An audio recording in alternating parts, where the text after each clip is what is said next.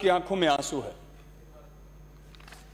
पक्ष और प्रतिपक्ष को राजस्थान की विधानसभा में इस बात की चर्चा करनी चाहिए कि सरकारें आती हैं चली जाती हैं,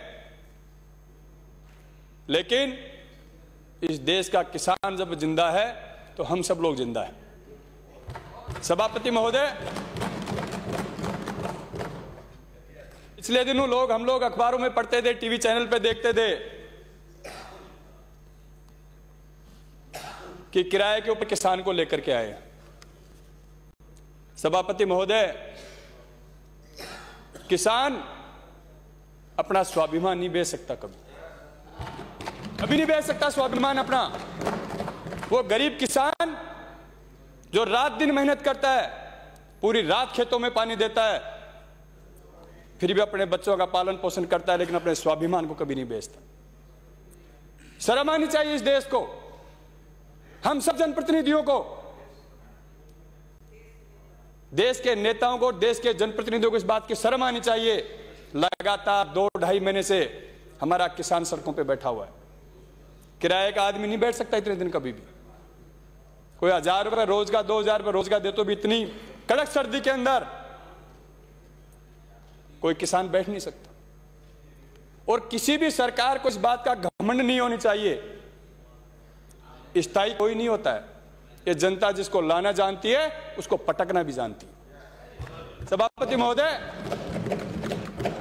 इस देश की डेमोक्रेसी में हर 5 साल में सरकारें बनती हैं, और घमंड रावण का ही नहीं चला तो हम तो इंसान है, हमारा घमंड तो कभी जीवन में चल ही नहीं सकता। गलतियां हमसे भी होती हैं, पक्ष और प्रतिपक्ष दोनों से गलतियां होती हैं, लेकिन सत्ता पक्ष की जिम्मेदारी होती है कि अगर कोई गलती हो तो उसको ठीक करने में कहीं वो नीचा नहीं पड़ जाता। कोई स्वाभिमान नहीं गिरता इस बात का। कई बार बिल विधानसभा में हम लोग भी लेकर के आते हैं, उनमें त्रुटियां होती, फिर उन बिलों को ठीक भी करते हैं।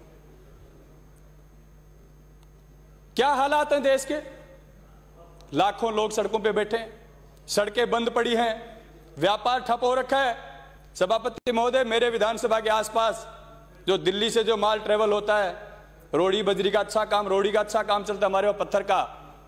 अभी पिछले दिनों 2-3 क्रेशर वाले मुझे मिले कि महीने का 50 लाख रुपए का लॉस हो रहा है। बर्बाद हो जाएंगे वो लोग थोड़े बहुत दिन में। अगर ये स्थितियां चलती रही तो वो लोग बर्बाद हो जाएंगे। और गरीब की हाय जब लगती है सभापति महोदय, तो गांव में कहावत है, बोलो जड़ा मूल से खो देती है गरीब की हाय। सभापति महोदय, इस सदन में बैठे हुए काफी लोगों ने, लगभग काफी लोग किसान परिवार से आते हैं। मैं भी एक गरीब किसान का बेटा हूं। मैंने खुद ही खेती बाड़ी की है, पूरी रात खेत में पानी दिया है। उस खेत में कितनी ठंड लगती है वो किसान का बेटा महसूस कर सकता है। इस ठंड के अंदर किसान 2-2, 2.5 महीने से बैठा है। मैं पक्ष और प्रतिपक्ष से निवेदन करना चाहता हूं कि हम सब लोग मिलकर के केंद्र सरकार से यह निवेदन करें कि अपने घमंड को छोड़े और किसानों की बात को सुनकर के किसानों को राहत देने का काम करें। सभापति महोदय, प्रदेश और राजस्थान पिछले 2 साल में, यह सबको पता है, पूरे सदन को पता है, पूरे राजस्थान को पता है, विकास की गति को आगे बढ़ाया। लेकिन पिछले 1 साल पूरे विश्वव्यापी कोरोना महामारी ने हमारे प्रदेश की नहीं, पूरे देश के, पूरे विश्व की विकास की गति को रोकने का काम किया। लेकिन उसके बावजूद भी मैं धन्यवाद देता हूं हमारी सरकार को, मुख्यमंत्री महोदय को, कि एक अच्छा प्रबंधन कोरोना काल में किया कि इस राजस्थान में व्यक्ति भूखा जगेगा लेकिन भूखा सोएगा नहीं। अच्छा प्रबंधन हुआ, उसकी सराहना पूरे देश ने की, प्राइम मिनिस्टर महोदय ने भी की। इस बात को, सच्चाई को स्वीकार हम लोगों को करना चाहिए। सभापति महोदय, पिछले 2 साल में जब मैं विधानसभा में आया जीत करके, मेरी विधानसभा के जब प्रशासनिक सिस्टम को मैंने देखा, सभी हॉस्पिटल खाली पड़े थे, स्कूलें खाली पड़ी थी।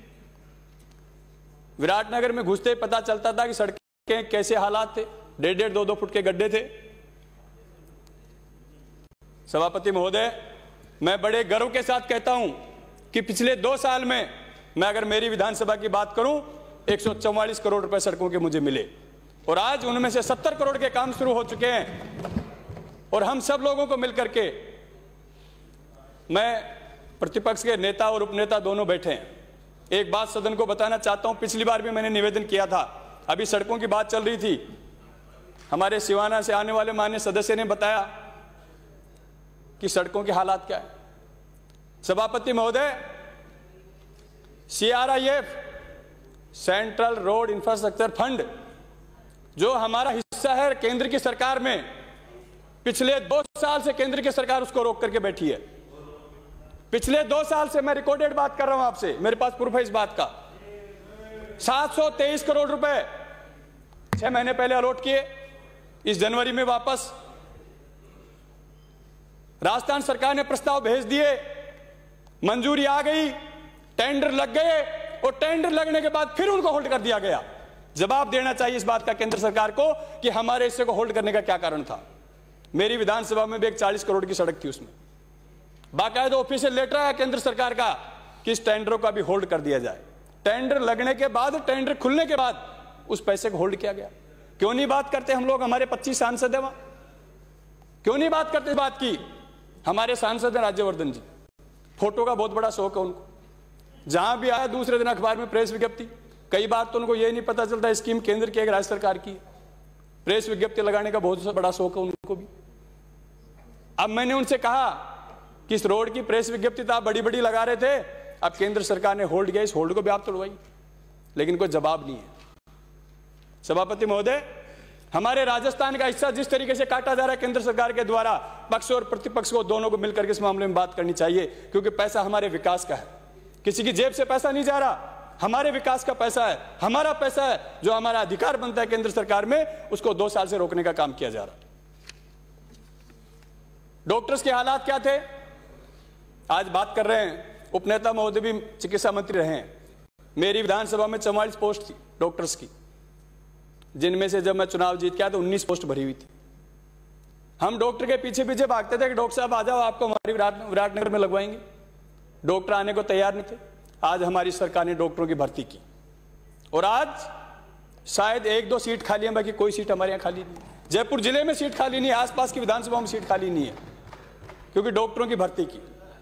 मैं सच्चाई बोल रहा हूं आपको, मैं कोई बनावटी बात नहीं कर रहा। एक भी मैं विराटनगर की बात कर रहा हूं, आप रिकॉर्डेड है, वार्ता नहीं निकलवा के आप देख लीजिए अगर मैं गलत बोल रहा हूं तो। सभापति महोदय, महंगाई की बात आप लोग करते हैं, 1 मिनट में समाप्त करें अपनी बात। सभापति महोदय, मैं तो छोटा भाई हूं, आपको थोड़ा टाइम दो, कभी कभी मौका मिलता है बोलने का। सभापति महोदय, महंगाई की जब हम लोग बात करते थे, डीजल पेट्रोल की जब कांग्रेस की सरकार, केंद्र में मनमोहन सिंह जी की सरकार थी, 1 रुपया बढ़ता था, गैस में 10 रुपए बढ़ते थे, तो स्मृति ईरानी जी का फोटो आज भी मैं दिखा सकता हूं, किस तरीके के हालात थे आंदोलन करते हुए। आज आप में से क्यों नहीं बोलते कि रोज सुबह से शाम तक हम देखते हैं कभी 10 पैसे बढ़ता है, कभी 20 पैसे बढ़ता है, और 100 रुपए डीजल पेट्रोल की होगी। कच्चे तेल का दाम गिर रहा है, पेट्रोल डीजल का भाव बढ़ता जा रहा है, कौन ध्यान देगा इस बात के ऊपर? सभापति महोदय, मैं धन्यवाद देता हूं हमारी सरकार को कि पहली बार तहसीलों को ऑनलाइन करने का काम किया।